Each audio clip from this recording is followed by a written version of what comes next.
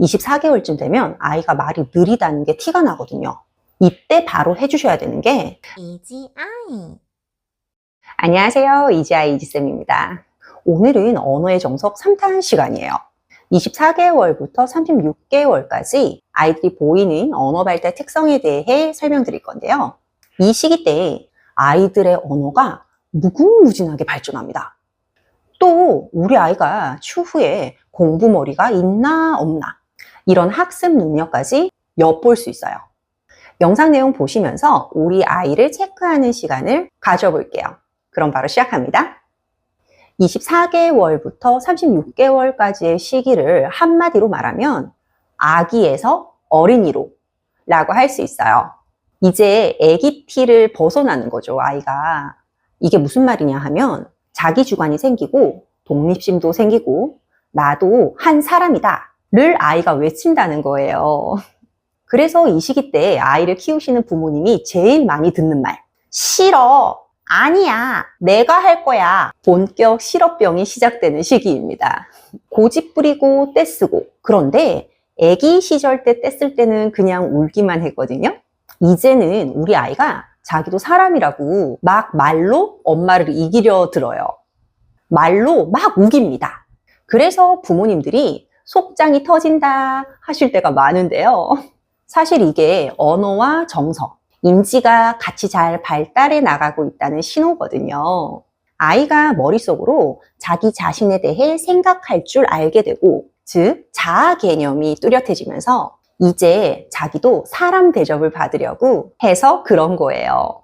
나름 자신만의 생각도 깊어지고 인지 능력이 훅 크기 때문에 언어적으로는 말이 엄청 늘어서 별말을 다 하는 시기가 도래하게 됩니다.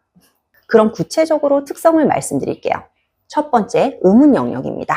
의문 영역은 말소리와 관련된 영역이에요. 이 시기 아이들의 가장 큰 특성은 문장 표현이 가능해지고 또 많아진다는 거예요. 저번 언어의 정석 2탄에서는 아이가 단어가 많이 늘어나는 시기였거든요. 그런데 이제 문장이 막 늘어나요. 단어만 쓰던 아이가 어떻게 문장이라는 걸 알게 되느냐? 이 의문 영역이 잘 발달해서 그렇습니다. 아이가 엄마 말소리를 잘 들어보니까 단어 여러 개를 막 말하거든요. 근데 그 말소리마다 운율이 다르다는 걸 아는 거예요. 엄마 모자, 신발 신어, 마트 가자 이런 말을 들어보면 말소리에 운율이나 강세가 있잖아요. 이런 세밀한 소리까지 아이가 구분을 해내는 능력이 생기면서 아이도 자연스럽게 말의 길이가 길어지게 됩니다. 그래서 이 시기의 특징은 아이의 말이 길어짐과 동시에 말소리의 억양이 되게 풍부해져요. 목소리가 단조롭지 않습니다. 그래서 엄마들은 귀가 시끄러워지기 시작해요. 똑같은 말이어도 운율이 풍부하면 더 와닿게 들리잖아요. 그래서 아이 말을 듣고 있다 보면 금방 힘들어진다고 말씀하시는 부모님들도 많이 계세요. 또 노래도 엄청 부릅니다. 노래를 듣는 것도 좋아해요. 그래서 이런 아이의 리드미컬한 목소리가 너무 애교 넘치고 또 사랑스러움으로 느껴지는 시기가 바로 이 시기인 것이죠. 이 시기에는 자음 중 시옷과 리을을 뺀 대부분의 소리를 발음할 수 있어요. 지읒이나 시옷, 그리고 리을 정도의 소리에서 약간 떼떼거리는 것은 정상적인 발달입니다. 조금 더 지난 뒤에 정확하게 발음할 수 있게 돼요. 두 번째로 의미 영역입니다. 의미 영역은 뜻이나 개념, 그래서 단어와 매우 관련이 높은 영역이에요. 아이가 24개월이 되면 이미 단어는 많이 말할 수 있어요. 그리고 24개월 이후부터는 간단한 뜻을 넘어서 보다 높은 차원의 인지 개념이 들어간 단어가 발달하기 시작합니다. 바로 관계 개념이라는 것인데요. 24개월 이전에는 눈에 보이는 것이나 자주 쓰는 행동들에 대한 단어가 주로 발달했었거든요.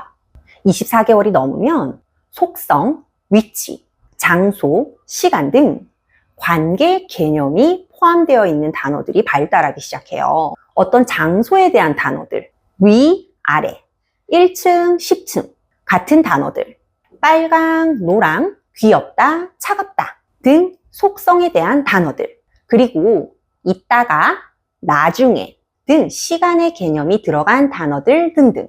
또 신체 부위나 세밀한 부분의 단어들도 많이 알게 됩니다. 그러다 보니 아이가 표현하는 단어들의 품사 형태가 단순하게 명사뿐만 아니라 동사나 형용사, 대명사, 수사, 조사 등 다양하게 표현을 하게 되어요.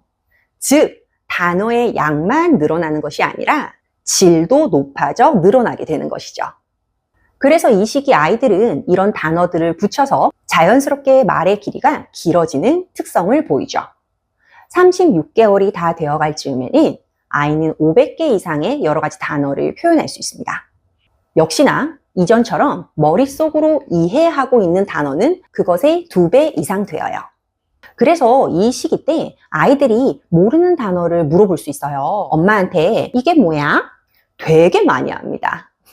영상 보시는 여러분들, 아이가 이게 뭐야? 하고 물어봐서 조금 피곤하시더라도 이 시기 때 어휘 발달량이 많을수록 추후 학습 능력에 영향을 미치니까 많이 알려주세요.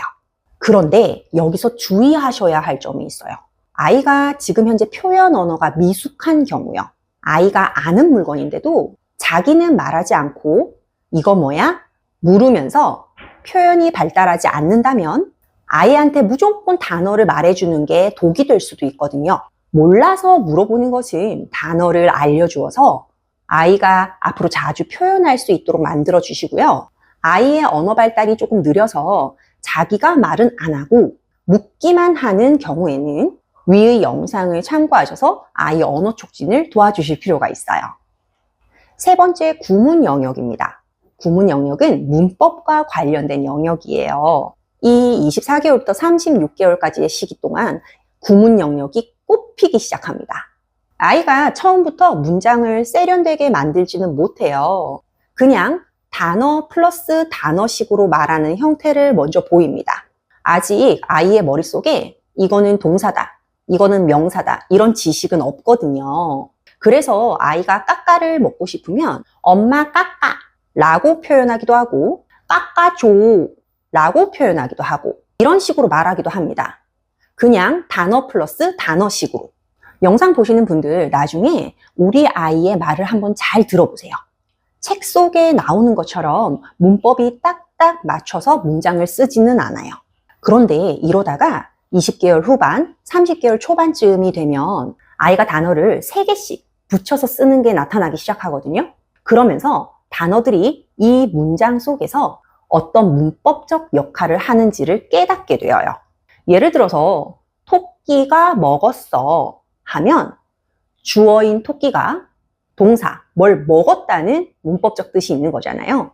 그런데 토끼를 먹었어 하면 목적어인 토끼를 누군가가 동사 먹었다가 되거든요. 예시가 조금 무서웠는데요. 어쨌든 아이가 이런 문법적 능력이 이 시기 때 생긴다는 겁니다.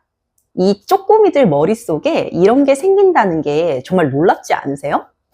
저 이지쌤은 이게 너무너무 신기하고 경이롭더라고요. 그래서 아이들의 발달들을 보면서 아이들을 더 사랑하고 좋아하게 된 것 같아요. 구문 영역에 있어서 또 이 시기 때 아이가 조사도 쓰기 시작하게 됩니다. 엄마 먹어 하던 거를 어느 순간부터 엄마가 먹어 이런 식으로 문법적 개념이 발달하면서 이런 게 생기는 거예요. 그래서 이 시기 영상 보시는 분들께서는 짧은 문장을 리드미컬하게 그리고 반복적으로 들려주시는 게 너무 도움이 됩니다. 예를 들면 이런 거죠. 우와, 엄마가 먹지. 또 아빠도 먹네. 또 애기도 먹네. 늑대가 돼지를 잡아먹었어. 헉, 늑대가 양도 잡아먹었어. 우와, 늑대가 꼬꼬도 잡아먹었어. 이런 식으로 문법적 개념이 아이 머릿속에 형성될 수 있도록 약간만 바꿔서 반복적으로 들려주시고 아이도 이렇게 표현하도록 도와주시면 좋아요. 특히 이런 말들을 역할놀이에서 재밌게 아이랑 해볼 수가 있어요. 소꿉놀이나 병원놀이, 놀이터놀이 등등 아이가 좋아하는 놀이에서 짧은 문장을 옆에서 살짝씩 바꿔 많이 이야기를 나눠봅니다. 자, 마지막 4번째 활용 영역입니다. 활용 영역은 나와 상대방을 또 일련의 상황을 고려하는 측면인데요. 저 이지쌤이 가장 중요하게 여기는 영역이죠. 이 시기 화용 영역의 가장 큰 특성은 대화와 주제 유지하기입니다. 나뿐만 아니라 상대방을 고려하는 능력이기 때문에 이제 아이들은 엄마 말에 잘 대답할 수 있어요. 네, 아니요 등의 대답이나 뭐 먹고 싶어 하면 주스처럼 그 상황에 맞는 대답을 할 수 있습니다. 그런데 일상에서 100%는 아직 아니고요. 아이가 놀거나 다른 거에 집중 중이거나 하면 그 대답을 좀 놓칠 수도 있어요. 그래도 아이가 24개월이 넘어가면 일상에서 50% 이상 이렇게 질문을 했을 때 대답을 할 수 있습니다. 그리고 20개월 후반이 되면 일정한 주제를 아이가 소개를 해서 엄마에게 먼저 대화를 시작할 수 있어요. 물론 그 내용이 간단한 겁니다. 여기서 대화라는 게 왜 중요하냐면 아이가 필요에 의해서 말하는 게 아니라 상호작용, 교류를 위해서 거는 말이라는 점이거든요. 이 차이가 굉장히 중요한데요. 소꿉놀이 상황을 예로 들어볼게요. 엄마 이거 봐봐. 오 이거 뭐야? 이지가 만들었어. 와 맛있겠다. 냠냠냠냠냠. 짜잔 또 만들었다. 와 잘했네. 이거는 우리 아빠 갖다 줄까? 응 아빠 줄게. 이런 식으로 지금 소꿉놀이를 하는 상황이었거든요. 이거는 서로가 같이 재밌으려고 아이가 하는 거지 아이가 뭘 필요해서 대화를 한 게 아니라는 것이죠. 서로 이 일련의 상황을 공유하고 함께 즐거움을 느끼는 것. 이것이 대화입니다. 이 시기 때 이렇게 놀이를 통해서 대화의 질적 수준이 발달하기 시작해요. 그런데 반면에 엄마 까까 우리 이지 까까 먹고 싶어? 깎아줄까? 응. 자 맛있지? 이런 형태처럼 아이와 나누는 대화가 욕구를 채우는 용도만 있다면 이러한 대화는 질적으로 아직 미숙한 것이죠. 만약 이 시기 우리 아이가 활용 능력이 미숙하다면 어떻게 해주면 좋을까요? 아이와 다양한 상황의 역할놀이를 통해 대화 기능을 발달시켜 줄 수 있어요. 아이랑 잘 놀아주는 게 너무너무 중요한 이유가 이 활용 영역, 그리고 또 전반적인 언어 발달 능력을 올려줄 수 있는 가장 강력한 방법이기 때문입니다. 특히나 부모님이 직접 아이와 놀이 시간을 갖는 게 중요해요. 이지쌤이 놀이 관련된 방법에 대한 이야기도 해드렸으니 한번 참고해 보시기를 바랄게요. 이지 아이. 이렇게 4가지 영역이 골고루 발달하면서 36개월이 될 즈음에는 우리 아이가 진짜 어린이 형아, 언니스러워져요. 물론 집에서는 한 번씩 빼도 쓰고 박박 대들기도 하지만 어린이집에 가면 어엿한 형아, 언니의 모습을 보이게 된답니다. 그리고 가정에서도 점점 아이와의 대화가 재밌기도 하고 또 애 키울 맛 나는 그런 시기가 찾아오게 됩니다. 네, 오늘 영상은 24개월에서 36개월의 언어 발달 특성을 말씀드렸어요. 역시나 이 3편도 집에서 간단하게 체크해 보실 수 있도록 체크리스트를 뒤에 보여드릴게요. 만약 체크를 했을 때 네보다 아니오가 많다면 언어 발달에 대한 상담을 고려해 보실 수 있습니다. 오늘 내용 도움되셨다면 구독과 좋아요 부탁드릴게요.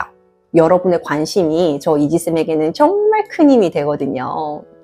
그럼 저 이지쌤은 다음번 영상으로 찾아올게요. 감사합니다. 안녕!